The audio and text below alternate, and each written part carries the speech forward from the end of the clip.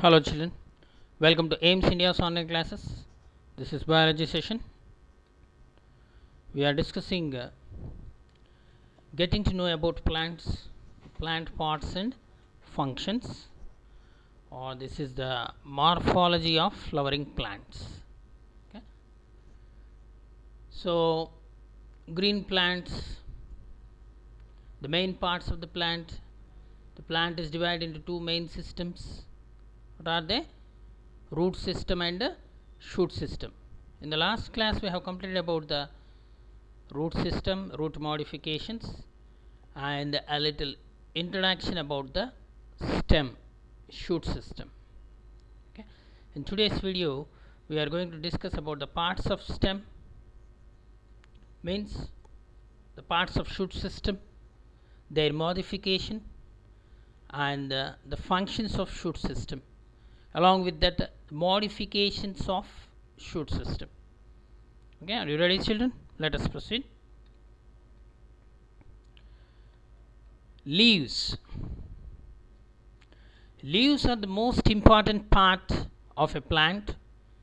They contain chlorophyll that helps the plants to prepare their food using sunlight, carbon dioxide and water.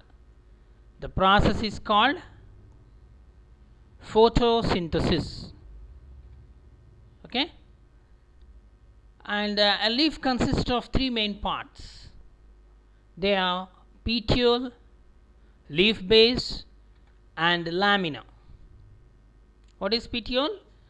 The petiole is also called the stalk of the leaf. The petiole keeps the leaf blade exposed to wind and cools the leaf,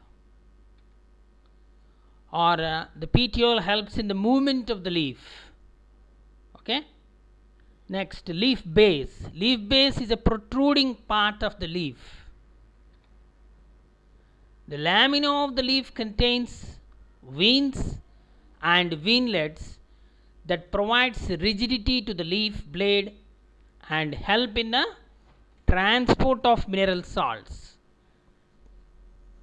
Okay children, look at the leaves of a plant around you and try to draw them in your notebook.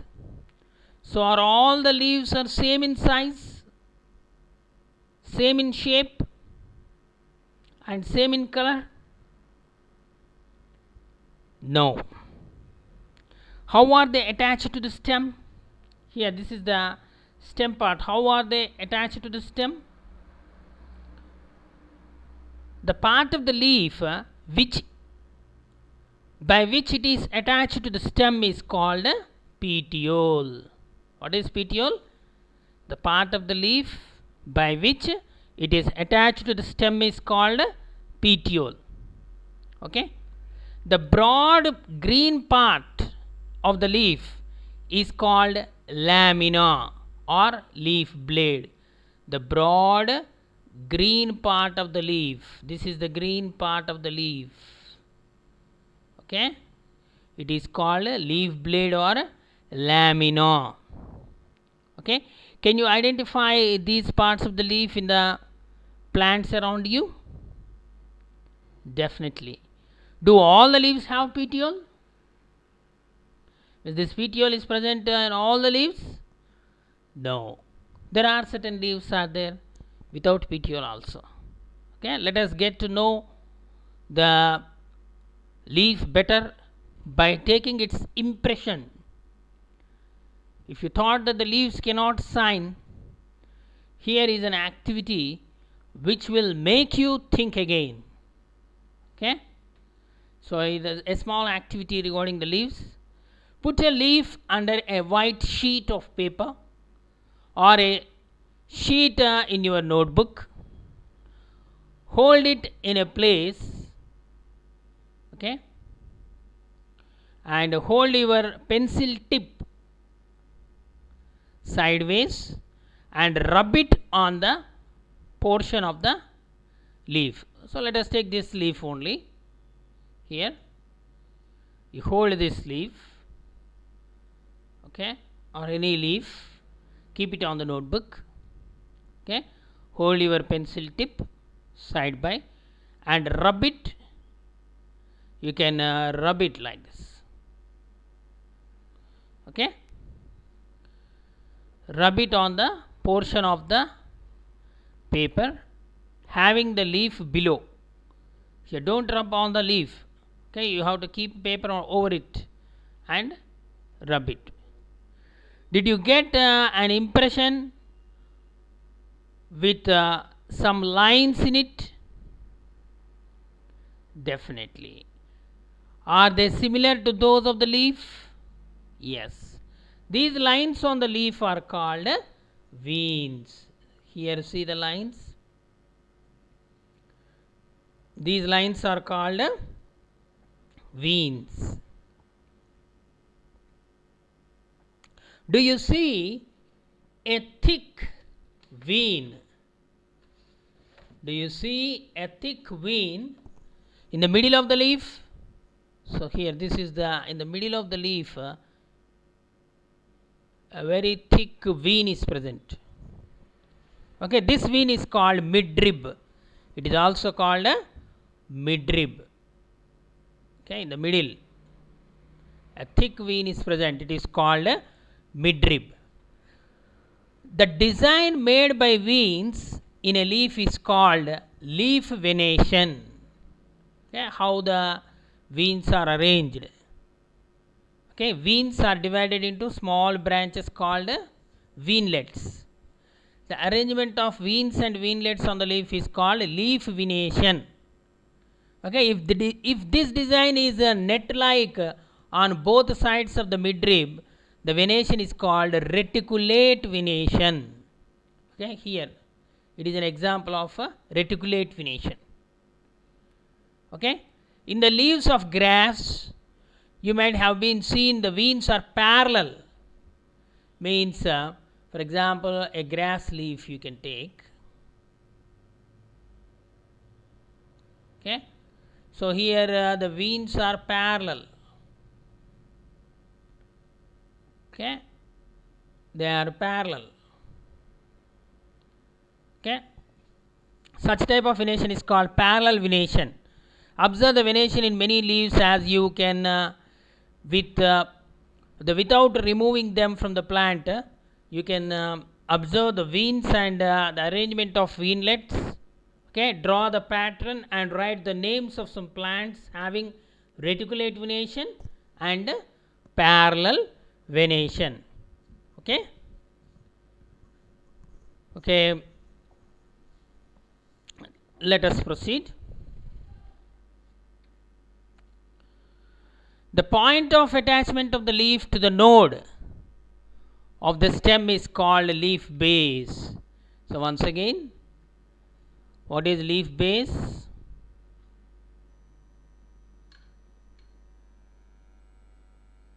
This is the leaf base. The point of attachment of the leaf to the node of the stem. Here this is the node of the stem. Okay, it is called as a leaf base. Leaf bears a stalk with which it is attached to the stem. It is called a petiole. Okay, leaf bears a stalk. That's why stalk of the leaf is called a petiole. Okay, the flat part of the leaf exposed to the light is called lamina. Okay, this is the flat part of the leaf which is exposed to the sunlight. It is also called a lamina. Okay, next, a thin structure which extends from the leaf base to the tip of the leaf, that is called midvein or midrib. Okay, just now we have done an activity. Okay, so this is the midvein or midrib. Okay, many small thread-like structures extended from the midrib to the leaf margin, they are called veinlets. So these are called veinlets. Network like, mesh like structure they are forming in this leaf. Okay, this kind of pattern is found in the cotton, hibiscus, okay, sunflower leaves you can observe. So these are called veinlets. Okay, the arrangement of veins on the lamina of the leaf is called venation. This kind of arrangement is called as a venation. What is the function of veins? Veins help in transportation of food and water. So these veins contain, just like our blood vessels transport the nutrients and other things in the body, in the plants also the food material is synthesized in the leaf. So from the leaves the food material is transported to various parts of the plant through these vascular bundles present in the veins. Okay, they shift that food material to the stem. From the stem, by means of that vascular tissue, it is distributed to all parts of the plant. So veins help in the transportation of food and water. So two types of arrangement of the veins on the leaf. What are they? Parallel venation and reticulate venation. We have discussed. Okay, in banana leaf you can observe parallel venation. Okay, the leaf which we have seen here, it is reticulate venation. Okay. Next, there are two broad categories of the leaves. Leaves are classified into two groups based on their shape, size, their arrangements on the stem, leaves of flowering and non-flowering plants, and various other physical attributes. By considering all these factors, there are two types of leaves. There are simple leaves and compound leaves. Simple leaves are those when the lamina is entire or when incised, the incisions do not touch the midrib. Okay, then the leaf is called simple leaf. Example, the leaves of mango, guava. Yeah, so many simple leaves are there. Whereas compound leaf, when the incisions on the lamina reach up to the midrib, breaking it into number of units, subunits we can say, they are called leaflets. Then the leaf is called a compound leaf. Example, neem. Not only neem, curry leaf plant. Okay, so many you can observe. Okay, so here simple leaf, it's a compound leaf, neem. Okay, so we will require for example you can do another activity. We now find out some of the functions of the leaf. In order to understand the functions of the leaf, a simple activity, we will require a herb, a small plant, two transparent polythene bags and some string. Okay, do this activity during daytime. On a sunny day you can do. Use a healthy, well watered plant that has been growing in the sun for this activity. You have to select such a plant which is well watered, which is growing in the sun. Okay, enclose the leafy branch of the plant in a polythene bag and tie up its mouth. Okay, so you have to close, take a polythene bag and close the branch with leaves. Okay, and tie the mouth with a thread. Okay, or else this. You can tie here, okay, as shown in the figure. So tie up the mouth of another empty polythene bag and keep it also in the sun. Okay, here too we have taken one polythene bag, we are tying to the mouth, we are tying the, by placing the leaves inside, we are tying the mouth, and another polythene bag without anything, empty bag, we are tying. Okay, after a few hours, observe the inner surface of the bags. What do you see? What do you see, children? You can conduct this experiment, very simple experiment. Are there any droplets of water in any of the bags? Which bag has the droplets? How do you think they got these? Okay, don't forget to remove the polythene bags after the activity. You can remove it after 3 to 4 hours. You can observe the small water droplets in the bag which we tied to the plant. Okay, so water comes out of the leaves in the form of vapor by a process called transpiration. It is one of the important function of the leaf. Previously, photosynthesis, preparation of the food material by the plant. Okay, leaves are called the food factories of the plant. And here the leaves also have tiny holes, okay, through which this water oozes out, excess of water absorbed by the plant. So that process is called transpiration. Plants release a lot of water into the air through this process. Okay, in the chapter another respiration, you are going to study this. Okay, so why did we tie a bag around the leaves? Would we have been we have seen the water from the transpiration of the plants. Otherwise, what makes the water appear on the polythene bags? We notice that the water changing into different forms, okay, changes of matter in some of our activities. Can you think of these and name the process that makes the water drops appear on the polythene bag? Okay, so this is the transpiration. Leaves also have another function, so that is photosynthesis.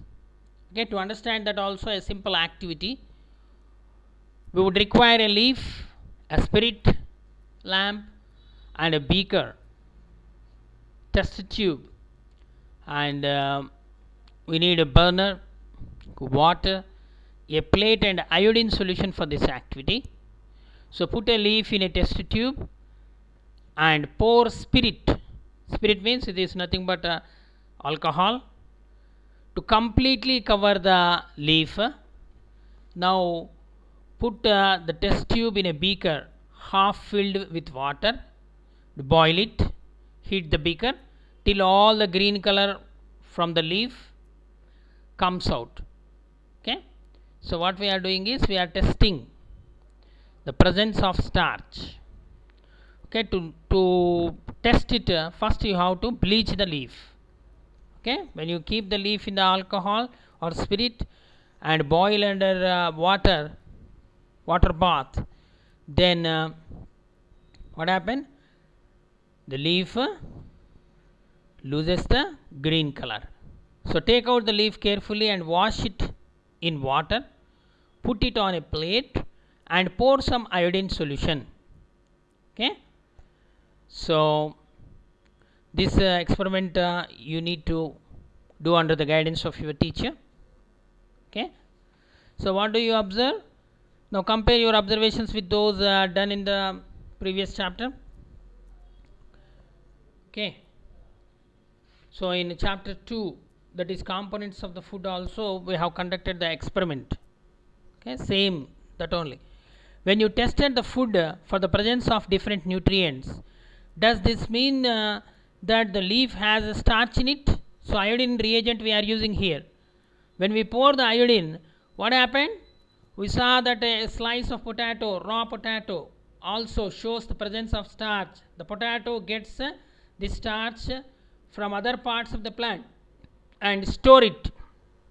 Okay, however, here also the leaves prepare their food in the presence of sunlight and green colored substance present in them. So for this they use water and carbon dioxide from air.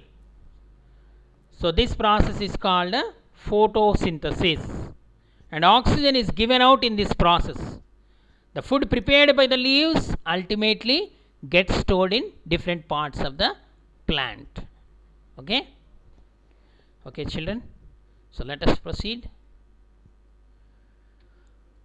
Arrangement of the leaves on the stem. The patterns of arrangement of the leaves on the stem is called phyllotaxy. Okay, the plants show three types of phyllotaxy. They are alternate, opposite, and whorled types of phyllotaxy. When only a single leaf develops at each node alternately, it is called alternate phyllotaxy. For example, China rose means hibiscus, mustard, and sunflower. They show alternate phyllotaxy. When a pair of leaves develops at each node opposite to each other, it is called opposite phyllotaxy. Okay. Here a pair of leaves. Here only in alternate phyllotaxy only single leaf. Here a pair of leaves opposite to each other. So example, guava and calotropis. Okay. When more than two leaves develop at the nodes to form a whorl. Whorl means ring-like of leaves, then it is called whorled phyllotaxy. Example, Alstonia. Okay. So here first alternate phyllotaxy, only single leaf. Okay. Alternate to each other. Then opposite means a pair of leaves opposite to each other. And like this, whorl means a ring of leaves. Okay, you try to observe the plants with these type of phyllotaxy, arrangement of leaves on the stem is called as phyllotaxy. How many types? Three types: alternate phyllotaxy, opposite phyllotaxy, and whorled phyllotaxy. Okay, in some plants both are there. Okay, opposite decussate, opposite whorled. Okay, like that, depending upon the necessity of the plant. This phyllotaxy main function is to display the leaves, to expose the leaves to the sunlight for the photosynthesis. Okay, that's why it's a natural phenomenon in the plants. Okay, phyllotaxy. Next, come to the leaf modifications. So generally important functions of the leaves are photosynthesis, transpiration, exchange of gases. Okay, and in order to perform the additional functions, leaves undergo some modifications. For example, in weak stemmed plants, the leaves are modified into special structures which twine around a support. Okay, these special structures, leaf modification, tendrils. It is one of the leaf modification which helps the plants to climb the support. Okay, these tendrils offer support to the plant while climbing up. In some plants like onion, leaves are modified to store food. Okay, these are termed to be scaly leaves. In onion, leaves are modified to store the food. They are called scaly leaves. In some desert plants like cactus, the leaves are reduced to spines. Okay, why they are reduced to spine? In order to reduce the loss of water through transpiration.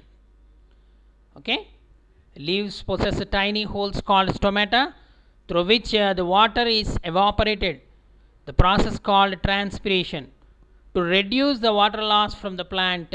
So these leaves in desert plants like cactus and opuntia, they are modified into spines.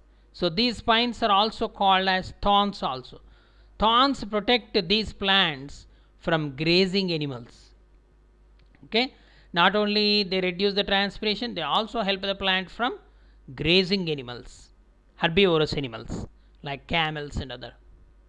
Okay, in some insectivorous plants means the plants which grow in marshy soils, okay, nitrogen deficient soils, that you will study in the higher class. Okay, so in some insectivorous plants the leaves are modified into pitchers where they are used to trap the insects. These insects can be digested inside the body of the plant. So such plants obtain the nitrogen from the insects proteins. Okay, here the leaf modified into the tendrils which help the plant to climb. So here in argemone, the margins of the leaves with spines. Okay, so if you see the nepenthes or pitcher plant, the leaf is modified into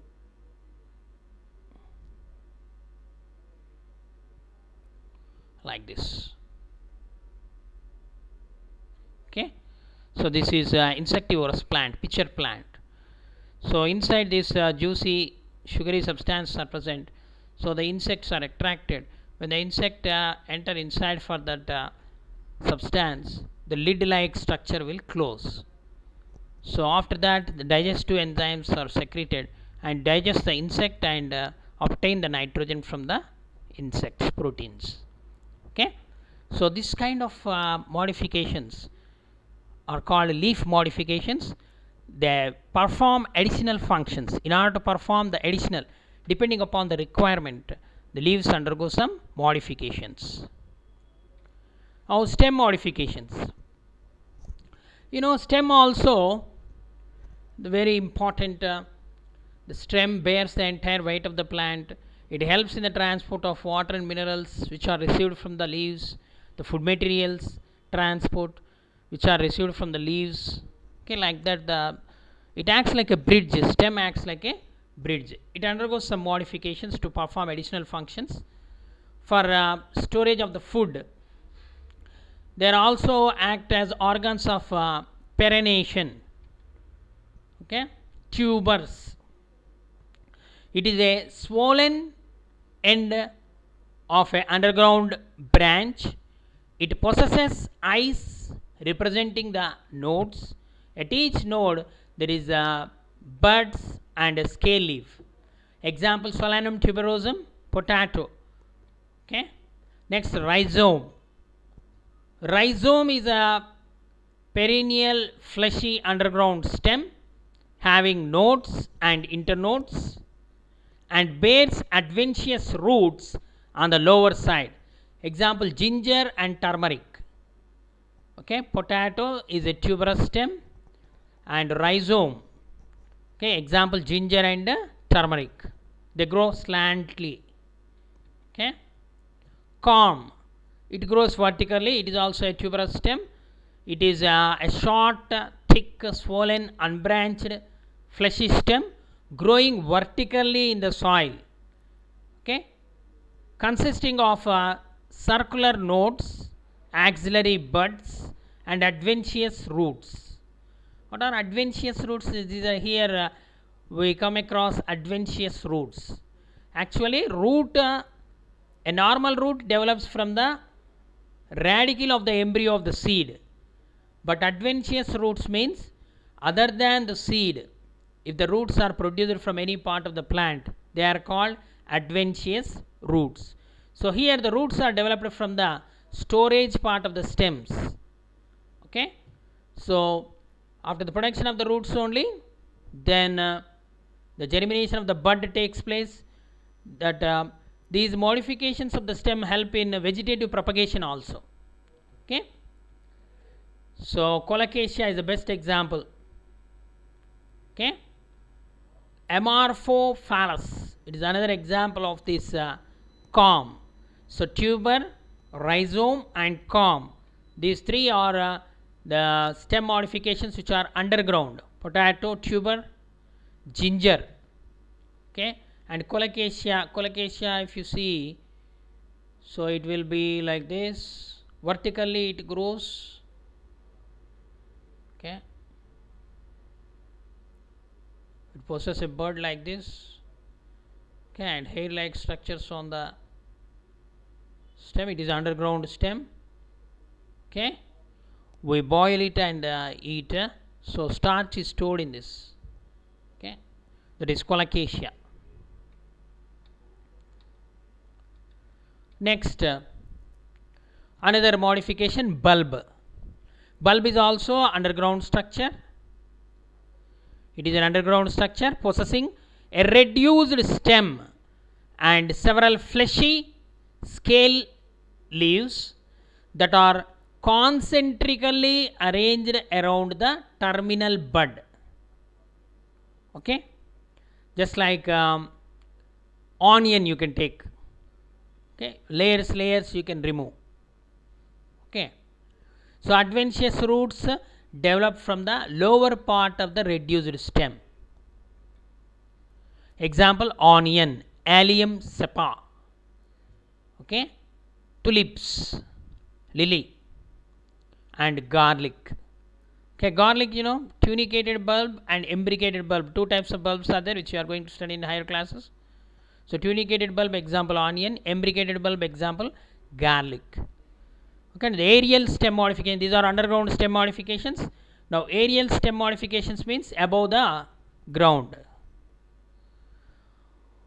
These aerial stem modifications are for support. Tendrils. Tendrils are slender, spirally coiled structures developed from the axillary buds. They coil around the support, helping in climbing. Example, you can find these tendrils in gourds, different types of gourds.